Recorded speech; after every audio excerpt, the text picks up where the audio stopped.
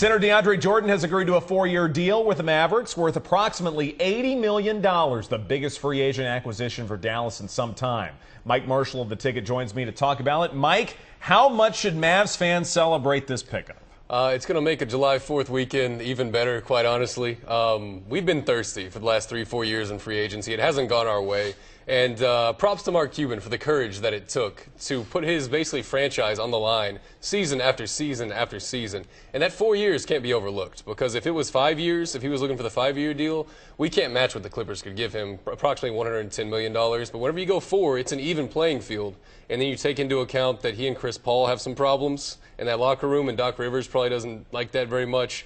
The 4 years made a big difference. You should be celebrating, because he's the only player in the NBA that is top 10 in offensive rating and top 10 in defensive rating in the entire league last year. And people knock his offense, but DeAndre Jordan has the same effect that Tyson Chandler has on an offense, making running lanes, great screens, getting people open on the wing to shoot threes. So his overall effect is perfect on offense. Defense, you know what he is. The great rebounder, great rim protector. So add this on top of the July 4th weekend whenever you're celebrating. Now, Wesley Matthews has also agreed to join the Mavericks once he's healthy. How do you see these two playing together with Chandler Parsons and Dirk? Yeah, there's a lot of things to like about that, especially Wesley Matthews' corner, three-point shooting, spotting up over there. If you run pick and roll with Mark Cuban was on the ticket a little bit earlier, and he said Chandler Parsons might run some point. So if you run a point with Chandler Parsons and DeAndre Jordan in a pick and roll, and Wes Matthews is on the other wing, and then you have Dirk over there, no one's going to leave Dirk or Wes Matthews. A lot of room on the court. Spacing is going to be excellent. Wes Matthews is a really strong guy for a two-guard. That's where his defense comes from. The Achilles you worry about, but he doesn't depend on his quickness necessarily. It's his strength, his lateral movement, and his three-point shooting. It's a great fit for the Mavericks. They needed a secondary shooter last year besides Parsons and Dirk.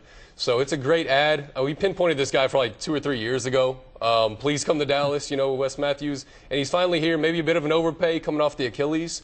But you got to do that in this NBA. I mean, people are getting what Anthony Davis got, $250 million. So that's how it rolls. Rick Carlisle, definitely the mad scientist in all of this. He may have to be an even bigger mad scientist at point guard, losing Rajon Rondo. Yep. Does this need to be a rent-a-point guard? Do you need to find something a little bit more stable there? When you look at what's left this season, it's kind of barren. The cupboard's kind of bare. And, I mean, it's going to be Jeremy Lin, Mo Williams, maybe some combination of those type of guys. You just want somebody that can operate the pick and roll very efficiently and get DeAndre Jordan the ball. Because if he's not contributing on offense with alley-oops, he led the league in alley-oops last year. If he's not doing that, there's not a whole lot of offensive basketball that he gives you besides that.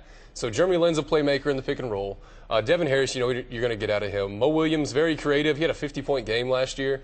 But they're really banking on next offseason for that point guard hunt and to fill out this roster to where it's one of those super teams. In the West and the East, there's a couple of them, and they want to join that group. And point guard is not a strength of this free agency class, so maybe wait another year.